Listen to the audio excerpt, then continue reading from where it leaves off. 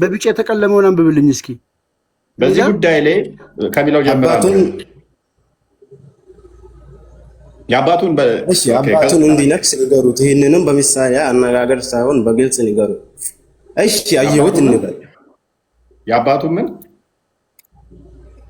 ያው በቃ አነበብኩት እንበል። ይሄ አሁን እውነተኛ መሆኑ በምን ይታወቅ ነው? ይኸው ሐዲሱ ደግሞ ኡስታዞችን እናሰማሃለን። ኡስታዞቹን አሰማው፣ እኛን ካላመነን ኡስታዞችንም እናሰማሃለን። ያው አሁን ኡስታዞች ይህንን ሲሉት እንሰማቸዋለን ማለት ነው። ስለዚህ ንግግሩ የማን ይሆናል ማለት ነው? የመሐመድ ይሆናል። የመሐመድ ከሆነ ደግሞ እኔ ባለጌ ተብዬ አልወቀስበትም፣ አልከሰስበትም። እሱ እኮ ጥፋተኛ አይደለም። እኛ እዚህ ቁርአን የምንቀረው ትክክለኛ ቁርአን ነው፣ በትክክለኛ ኡስታዝ በአዋቂ በሁሉም የምንቀረውን እናንተ ጋር እዚህ እንዴት ሊሆን እንቻለ ነው? ቆይ ከነ ትርጉሙ ማለት ነው።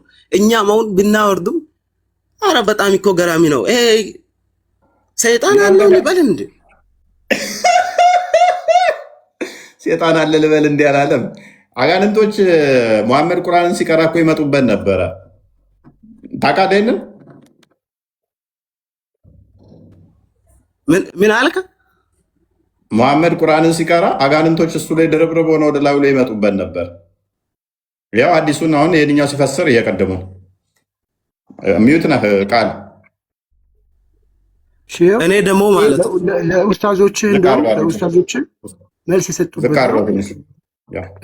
በተሳሳተ ትርጉም እየሄዱ ሌላ አይነት ትርጉም ሊሰጥተውበታል ብለው ለነዚህ ለኡስታዞች መልስ እየሰጡ ነው። ስማ ንግግሩን ያገኘሁት እኔ ዝም ብሎ ሰፈር ጉረኛ ነው። እዚህ ጋር ወላሂ እኮ ዝም ብሎ ዘፋም ያጋብ ለሐዲስ የተሳሳተ ትርጉም ሲሰጥ ነው።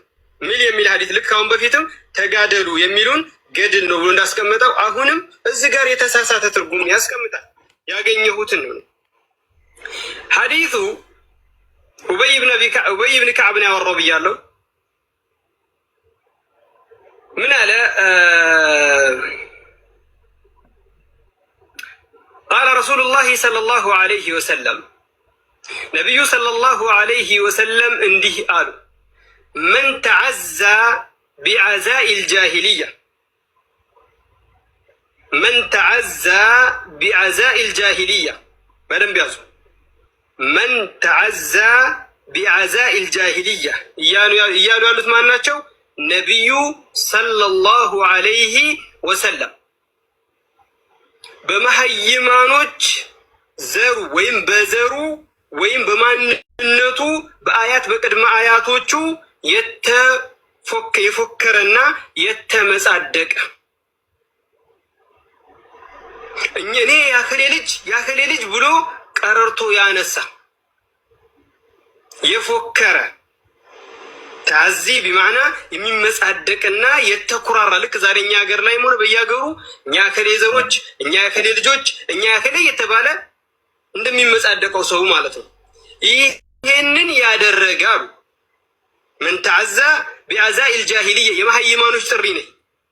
ይሄ የጃሂልያዎች የመሀይማኖች ጥሪ ነው። በዘር በአያት በቅድመ አያቱ የሚመጻደቅን ሰው አሉ ፈአዒዱሁ ቢሀኒ አቢህ የአባትህን ሀፍረተ ገላ ንከስ በሉት። ወላ ቱከኑ አሽሙር አታድርጉት። አሽሙር አታድርጉት። ተከኒ ማለት ስለዚህ ምንድነው እሱ የአባትን ብልት ንከስ በሉት። ብልት ብሎ ይሄ ራሱ አሽሙር አታድርጉት ብሎ ስቲል አሽሙር ነው ያደረገው። ብልት ሳይሆን ሊትራሊ ስሙን ጠርተህ ነው። ብልት ከሆነ ስቲል አሁን እጅም ብልት ተብሎ ይጠራል፣ አይንም ብልት ተብሎ ይጠራል። እናታ የሚመጻደቀው ነው እንጂ እኮ ምንድነው የሚመጻደቀው? ምን ተብሎ ነው የሚባለው? እየሰደበው ነው እንጂ እኮ እየሰደበው ነው የሚመጻደቀውን ያንተነን በላልህ እንጂ ታዲያ እኮ ምንድነው የምትለው? ሐዲሱ እኮ ቆይ ይሄንን የተናገረው ማን ነው? ሐዲሱ እንደዚህ በሉት ያለው ማን ነው? ሐዲሱ እኮ እያወራ ያለው ለሚመጻደቁት ነው እኮ። የሚመጻደቀው ምን በሉት ነው የሚለው። እየተሳደበ ነው እንጂ እኮ እየመረቀ አይደለም። እየሰደበ የግድ እኮ የሚመጻደቀው ምን ብለህ ነው የምትሰደው? ቆይ የሚመጻደቀው ነው እንዴ እንደዛ የሚለው ወይንስ የሚመጻደቀውን ነው እናንተ የምትሉት? አይደለም፣ በዘራቸው የሚመጻደቁትን ለመሳደብ ለመርገም ነው እንጂ የመጣው ሐዲሱ እኮ ምን ብለህ ነው የምትሰድበው? እሱን አሁን እኮ ሐዲሱን እሱ ደኢፍ ይሁን ሰሂህ እሱን እንተውና ግን ቀጥታ ስለ እንትኑ አይደለም ያነሳው ነው። ፕሊዝ ስለ እንትኑ ስለምኑ አትበለን። የአባትን ሽንት መሽኛውን ንከስ ብለህ እንድትሳደብ የተናገረው ማን? ነብይ ነው አይደለ? ነብዩ አይደለም ጭራሽ። ሐዲስ እኮ ሰሂህ አለ ደኢፍ አለ። አንብብ፣ በቃ አንብብ። አረብኛውን አድርግለት። እሺ እንለፈውና እስቲ በመጀመሪያ ሐሳብ ይሄንን ተወረፈው። ሐዲስ አሪፍ ነገር አንስተሃል፣ ወደ ቁርአን ወጥተሃል። ምላስ እንጂ ጆሮ ዛችሁ ማገቡ ሰዎች ለመጮህ አትምጡ። አይደለም ካልክ አይ በቃ እንለፈው። ለምን አይደለም አልከው? መጀመሪያ አናልፈው። ነብይ ስለተናገረው ሐዲሱ ሰሂህ ነው።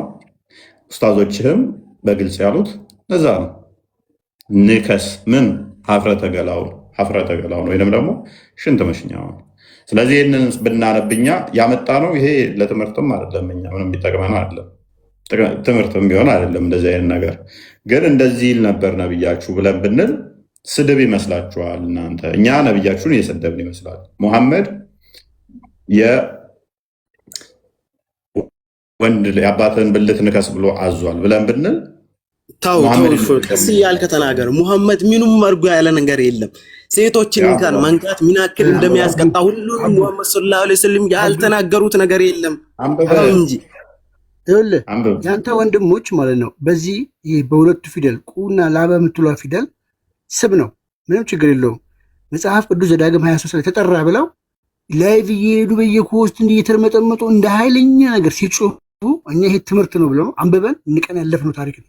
ኦኬ እንደዛ ያኛው ስሙ ለምን ተጠራ ብላችሁ እንደ አሸማቃቂ ይሄ እግዚአብሔር ቃል ሊሆን አይችልም ብላችሁ ካላችሁ ስደብ ያለው የመሐመድ የግል ቃሉ ነው ወይስ መለኮታዊ መገለጥ?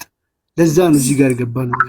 ይሄን ስናመጣ ካዱ፣ ሲክዱ ተያዙ፣ አመቱ ሙሉ ተንጫጩበት። ኦኬ ይሄ አስተምሮት ነው። ስክሪንሻት አድርገህ ወስደህ መፈተሽ ያንተ ድርሻ ነው። እፎይ ላንተ እውነቱን ማምጣት ነው፣ ማስረጃውን መግለጽ ነው። ሄደህ መርምረህ እፎይ ከዋሸን ነገ መተህ ዋሽተሃል ማለት ትችላለህ።